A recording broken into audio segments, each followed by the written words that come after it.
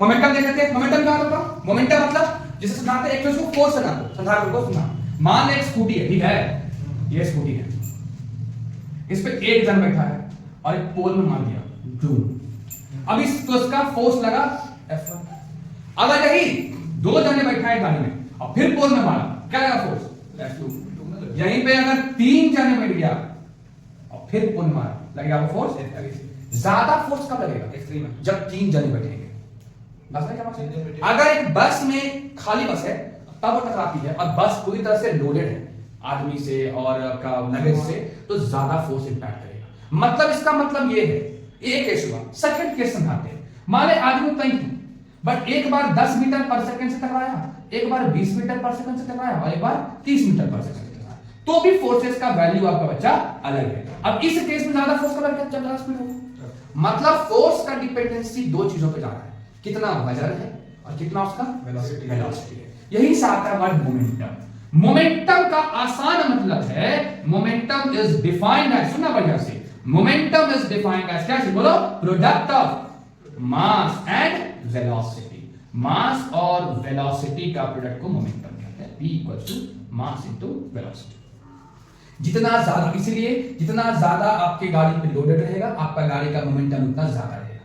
बात समझ में नहीं है? क्या रहेगा? तो मोमेंटम अगर वेक्टर फॉर्म में लिखे, बताओ तो क्या होगा? वेक्टर फॉर्म में लिखे तो P वेक्टर क्या हो जाएगा? M तो स्केलर वैल्यू है, तो इसके ऊपर तो एरो आएगा नहीं, किस पर आएगा? V के ऊपर की वेक्टर आएगा। तो direction of momentum is given by, direction of momentum कौन देगा बताओ? Momentum is given by velocity, क्योंकि मास एक तरह का स्केलर क्वांटिटी है, मास के पास दिशा नहीं होती। ये याद हो गया? इसका ऐसा निकालें तो मास का केजी बच्चा और इसका मीटर पर सेकंड। डीएफ निकाले, डायमेंशन फार्मूला, मास का m, वेलोसिटी का L3 माइनस 1। यहीं से न्यूटन का लॉ आता है। सेकंड लॉ पढ़े थे ना, आ चुके हैं। क्या होता है सेकंड लॉ? कि भाई फोर्स डिपेंड करता है rate of change of momentum with respect to time. F equals to m में सेकंड लॉ नहीं है, वो इसका रिजल्ट है। तो सेकंड लॉ क्या बोल रहे हैं? F डिपेंड किस पे करता है? Change of momentum with respect to time. देखो ध्यान से, F equals to dp, k का वैल्यू 1 होता है, कांस्टेंट लेंगे dp by dt, constant k का वैल्यू 1, तो F क्या आ जाएगा? dp by dt। अच्छा सुना, d by dt मोमेंटम क्या होता है बेटा? मास इनटू वेलोसिटी। क्लियर है? u इनटू v रूल पढ़ा है ना?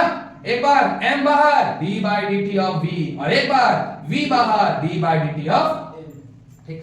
मास एक कांस्टेंट वैल्यू है और कोई भी कांस्टेंट टर्म का डिफरेंशिएशन क्या होता है? 0। मतलब इसका सीन क्या हो गया? बैक। इसका सीन बैक हो गया, तो F क्या बचा? Mass into dv by dt। और बताओ तो rate of change of velocity with respect to time क्या होता है? एक्सेलरेशन। तो F इक्वल्स टू ma, और वेक्टर फॉर्म में F वेक्टर मास फिर से स्केलर और एक्सेलरेशन क्या आएगा? वेक्टर। नहीं समझ में आया कुछ भी?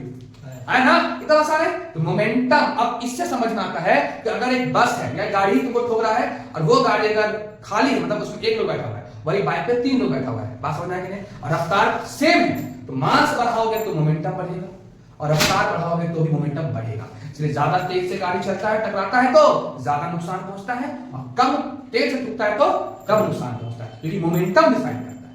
बात समझ में आया कि नहीं?